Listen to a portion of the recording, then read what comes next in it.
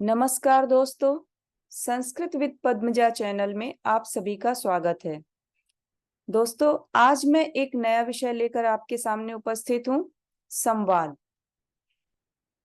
Examination में ये 5 number का क्वेश्चन आता है संवाद पूर्ति के रूप में।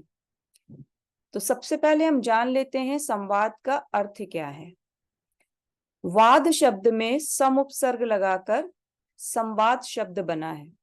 सम मीन्स होता है बराबर, वाद मीन्स वार्ता। वाद शब्द भी वद धातु से बना है, जिसका अर्थ होता है बोलना, अर्थात बराबर से बोलना। जैसे आप चित्र में देख रहे हैं, इन दोनों के बीच में संवाद हो रहा है। चलिए हम आगे और डिटेल में समझते हैं।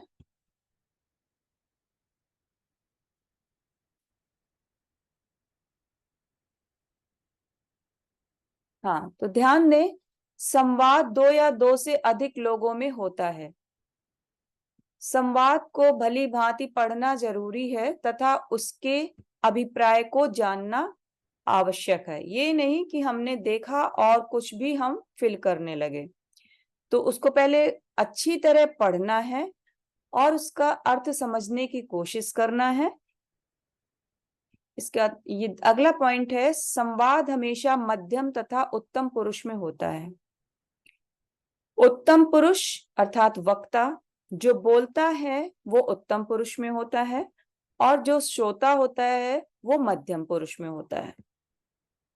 संवाद के सभी वाक्यों में पारस्परिक संबंध होता है। सभी वाक्य एक दूसरे से कनेक्टेड होते हैं। संवाद की पूर्ति करते समय ध्यान देने योग्य बातें। संवाद को 2-3 बार पढ़ने के बाद ही उसके रिक्त स्थानों को भरना चाहिए। मंजूषा में दिए शब्दों का ज्ञान भी जरूरी है, जिसके लिए निरंतर शब्दार्थ याद करें। जो हेल्पिंग वर्ड्स होते हैं उनके अर्थ आपको मालूम होना जरूरी है। यह तभी हो सकता है जब आप निरंतर नए नए शब्दों के अर्थ याद करने की हैबिट रखें, अपने वोकैबुलरी को बढ़ाते रहें। संवाद के रिक्त स्थानों को पूरा करने के बाद पुनः वाचन करना जरूरी है। रिक्त स्थानों की पूर्ति के अनंतर पढ़ने से त्रुटि नहीं होती है। कोई भी चीज हम जब रिवाइज करते हैं लिखने के बाद, तो त्रुटि होने की संभावना नहीं रहती। त्रुटि होती है तो पकड़ में आ जाती है, तो फिर हम उसको सही कर लेते हैं। इसलिए हमें लिखने के बाद रिवाइज जरूर करना चाहिए।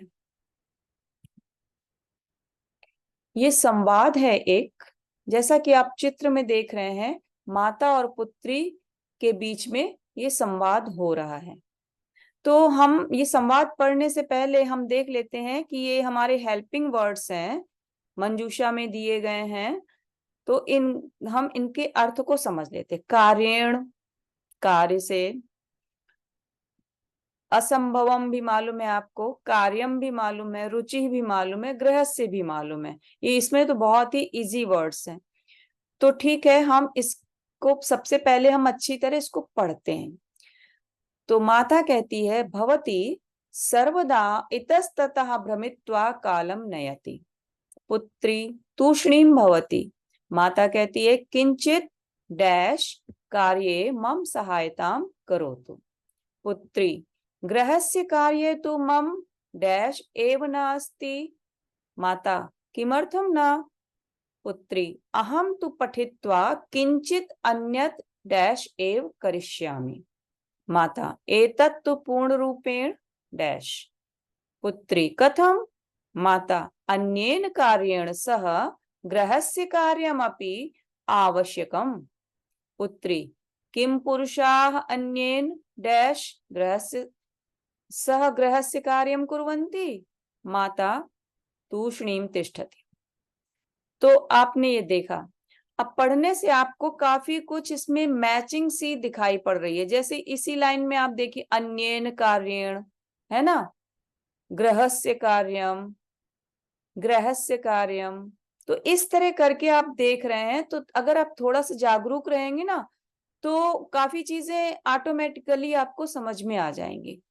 तो चलिए अब हम इसको फिर पढ़ते हैं और फिर इसका अर्थ समझते हैं। भवती सर्वदा इतस्ततः भ्रमित्वा कालम नयति। तुम हमेशा इधर उधर घूमकर समय बिताती हो, ठीक, अर्थात बर्बाद करती हो। पुत्री चुप रहती है। फिर माता कहती है किंचित डैश कार्ये मम सहायताम करो तू।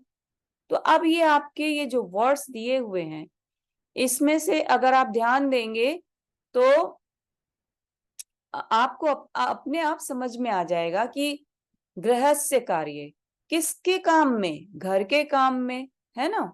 तो गृहस्य आ जाएगा, किंचित गृहस्य कार्ये मम सहायताम करोतु। गृहस्य कार्ये तु मम डैश एव नास्ति। घर के काम में तो मेरी नहीं है। क्या नहीं है? रुचि ही नहीं है ना। तो रुचि ही आ जाएगी। किमर्थम ना, क्यों नहीं है? अहम तो पठित्वा किंचित अन्यत एव करिष्यामि। मैं तो पढ़कर कुछ और ही दूसरा ही करूंगी।